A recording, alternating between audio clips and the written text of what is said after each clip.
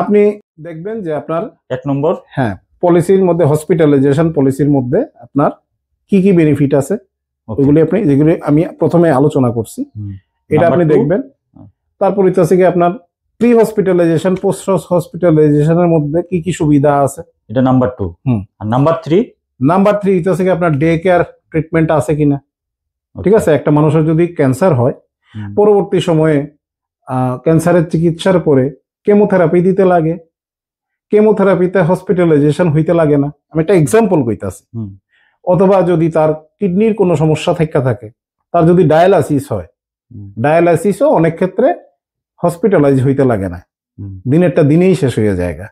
ঠিক আছে, এগুলো 4 নম্বর গেল। হ্যাঁ, ডে কেয়ারের মধ্যে পড়ে। তারপরে আপনি দেখবেন আপনার পলিসির মধ্যে অ্যাম্বুলেন্সের ফ্যাসিলিটিস আছে কিনা। হ্যাঁ, এটা হচ্ছে কি নরমাল অ্যাম্বুলেন্সের কভার এবং থাকলে কতখানি আছে। অটো রিচার্জ আছে কিনা। অটো রিচার্জ 6 নম্বর আমি ধরি। এই তো রিচার্জ, তারপর রেস্টোরেশন, এগুলি আপনি মোটামুটি একই ক্যাটাগরিতে আপনি ধরতে পারেন আর কি। আর 7 নম্বরে তারপরে আপনি দেখতে পারেন যে আপনার পলিসির মধ্যে ওপিডির সুবিধা নেওয়া যায় কিনা, বা থাকলে এটার লিগে এক্সেস কি প্রিমিয়াম দিতে লাগবে। ঠিক আছে, 8 নম্বরে আমি একটা পয়েন্ট আই বলেন, অনেক ক্ষেত্রে ক্যাশলেস যেখানে সুবিধা নাই। এখনকার সমস্ত পলিসির মধ্যে আইআরডিআই থেকে সার্কুলার অলরেডি জারি করে দেওয়া হয়েছে যে তুমি কোনো রিইম্বার্সমেন্টের কোনো মানে ম্যান্ডেট তুমি দিতে পারতা না। এটা তো কবে এই বছরই দিছে, এই বছর থেকে শুরু হয়েছে। এই বছর আগে তো অনেক ক্ষেত্রে না, আগেও একই ছিল। কোম্পানিগুলি কিছু কিছু কোম্পানি আছে বদমাইশি করতো, সুযোগ পাইলেই বদমাইশিটা করতো। ঠিক আছে, এখন একদম এই বদমাইশিগুলি করার কারণেই মানে এই জিনিসটা আবার বলা আর কি, রিইটারেশন। হ্যাঁ, আবার বলা যে না, তুমি রিইম্বার্সমেন্ট কিছু করতে পারত না।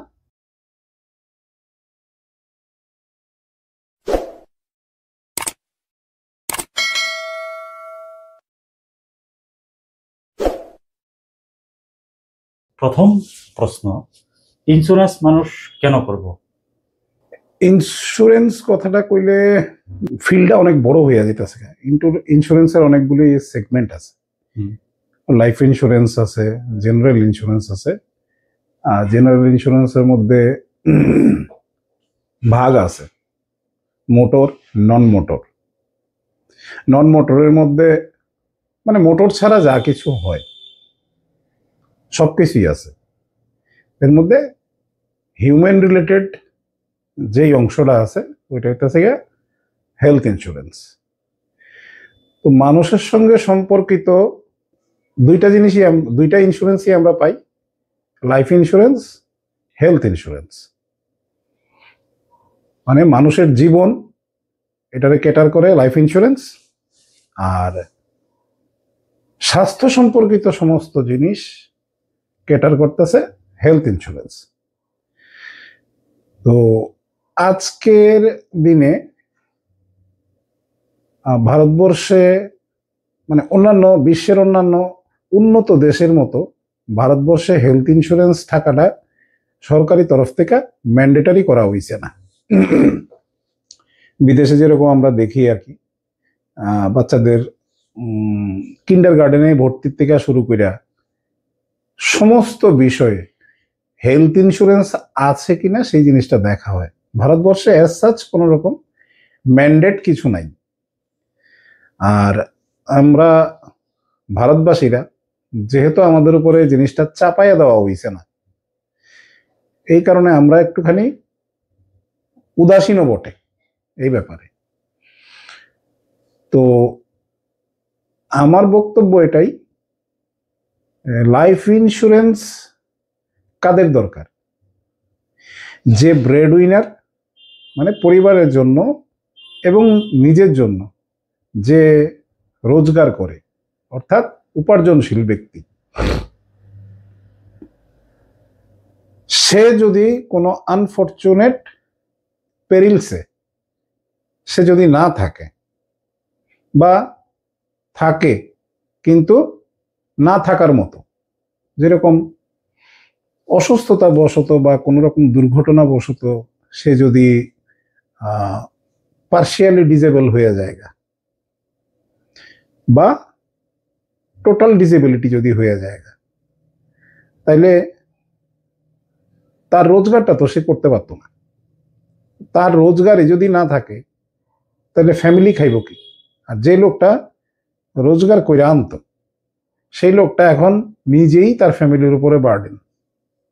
তার শুধু খালি গ্রাসাচ্ছাদন এবং তার পরিবারের গ্রাসাচ্ছাদন, এই দুইটা জিনিস তো আছেই, উপরন্তু তার চিকিৎসার ব্যয়ভার সমস্ত কিছু কে চালাইব, কিভাবে হইব? এটাই কাছে গিয়ে সবচাইতে বড় প্রশ্ন।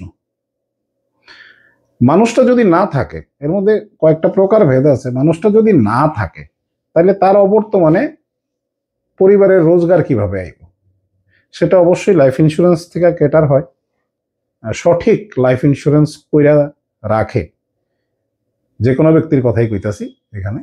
তো তার আনফরচুনেট ডেথে তাহলে তার পরিবার যে আশ্বাসিত অঙ্ক যেটা আছে সেটা সে পাইব, এবং এইভাবে তার মানে ওই অঙ্কের দ্বারা প্রপারলি ইনভেস্টমেন্ট করে হোক, যেভাবে হোক, পরিবার যেভাবে ভালো মনে করব সেভাবে সে মানে তাদের পরবর্তী জীবন নির্বাহ করব।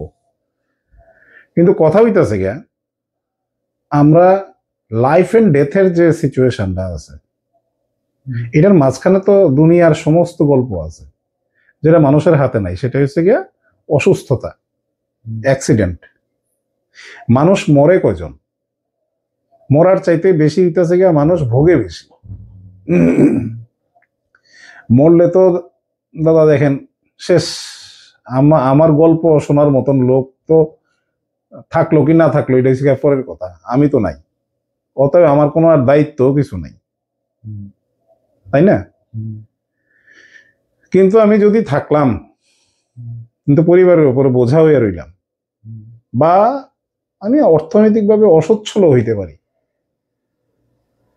অনেক কারণে হইতে পারি, সেই কারণটি আলোচনা কইরা আমি এটাকে দীর্ঘায়িত করার কোনো দরকার নেই, ঠিক আছে? মানুষ সরকারি চাকরিতেও একটা দুইটা এক্সাম্পল দিই, সরকারি চাকরিতেও মানুষ সাসপেনশন হয়, নানা কারণে চাকরিচ্যুত হয়, ঠিক আছে? আর আমাদের দেশের বিভিন্ন মানে কেন্দ্রীয় সরকার তাদের একটা স্কিম আছে, এটা হচ্ছে গিয়া সিজিএইচএস স্কিম। আমাদের রাজ্য সরকারের সেই অর্থে কোনো রকম স্কিম নাই ফর অল। তো অফিসার্স গ্রেডের লিগে রিইম্বার্সমেন্ট থাকতে পারে, সেটা আলাদা বিষয়। তার মধ্যে অনেক সরকারি গ্যারাকল আছে। আমাদের আলোচনার বিষয়বস্তু তো ওইটা না, ঠিক আছে? আর যারা কর্পোরেটসে চাকরি করে, এমপ্লয়ার একটা ইন্স্যুরেন্স থাকে, তবে ওইটা হইতেছে গিয়া গ্রুপ ইন্স্যুরেন্স, ঠিক আছে? যতদিন সে ওই কোম্পানিতে চাকরিরত অবস্থায় থাকবো, তো কোম্পানির সেই গ্রুপ ইন্স্যুরেন্সের যে ধরনের সুযোগ সুবিধা আছে সেই সুযোগ সুবিধা অনুযায়ী সে এবং তার যা ডিপেন্ডেন্ট আছে সে স্বাস্থ্য সুরক্ষার সুযোগ সুবিধাগুলি পাইব। বাট আমাদের রাজ্যের ম্যাক্সিমাম মানুষ স্বাস্থ্য বীমা সম্বন্ধে একদম ওয়াকিবহাল না, এবং আমি সবার কথা কইতেছি না, বেশিরভাগ মানুষ স্বাস্থ্য বীমা সম্বন্ধে ওয়াকিবহালই না। ইন্স্যুরেন্স তাহলে আমি 3 রকম হইতে পারি, একটা লাইফ ইন্স্যুরেন্স, একটা টার্ম ইন্স্যুরেন্স। এটা তো লাইফ ইন্স্যুরেন্সের মতোই। Term insurance is a life insurance, আচ্ছা, ঠিক আছে? মানে টার্ম ইন্স্যুরেন্স যে স্পেসিফিক যে মানে কথাটা, ওয়ার্ডটা, it is subject to life insurance, ঠিক আছে?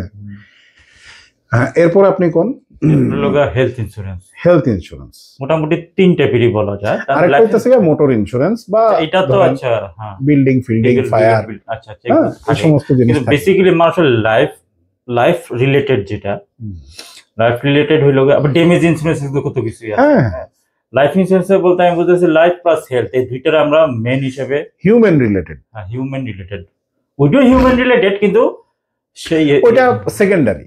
ওইটা সেকেন্ড। আপনি একটা বিল্ডিং তৈরি করছেন, আপনি একটা গাড়ি কিনছেন বা আপনি একটা প্রপার্টি কিনছেন, ঠিক আছে, ওইটা আপনারই, বাট ওইটা আপনার পরে আইতে আছে, এটা সেকেন্ডারি, ডাইরেক্টলি আপনার সঙ্গে রিলেটেড না। আপনার জীবন এবং আপনার স্বাস্থ্য এই ব্যাপারটা হচ্ছে আপনার সঙ্গে রিলেটেড, মানে এই কারণে আমি কইছি এটা হিউম্যান রিলেটেড। ইন্স্যুরেন্স সম্পর্কে আমাদের কিছু ভুল ধারণা আছে, বিশেষ করে আমরা যেগুলো ভাবি। আমি প্রথমত শুরু করি হেলথ ইন্স্যুরেন্স দিয়ে, ঠিক আছে। তো হেলথ ইন্স্যুরেন্স আমরা বলছি যে প্রধানমন্ত্রীর যে একটা হেলথ ইন্স্যুরেন্স আছে এবং ত্রিপুরা সরকার কিছু না কিছু আয়ুষ্মান ভারত, আয়ুষ্মান প্রফেশনাল যেগুলো কোম্পানি আছে, হ্যাঁ, সেই কোম্পানিগুলো ইন্স্যুরেন্স। তো এর মধ্যে মেজর ডিফারেন্স, কেন্দ্রীয় সরকার